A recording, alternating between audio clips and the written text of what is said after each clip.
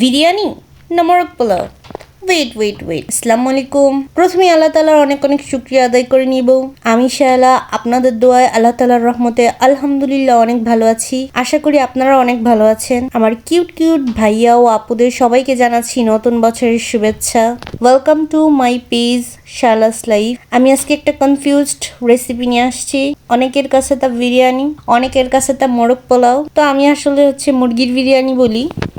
আর আমি রান্না বাড়া তেমন একটা পারি না, আম্মু রান্নাঘরে ঢুকতেই দেয় নাই, তো এই জন্য তেমন একটা রান্না বাড়া পারি না। তো আমি আমার মতো করে ট্রাই করছি। আর আমার মনে হয় বিরিয়ানি বা মোরগ পোলাওর মধ্যে খুব একটা ডিফারেন্ট নাই। পরিবেশন বা রান্নার টাইপ আলাদা, আমার কাছে একরকমই লাগে। সবাই ভালো থাকবেন, আমার জন্য দোয়া করবেন। আল্লাহ হাফিজ, আসসালামু আলাইকুম।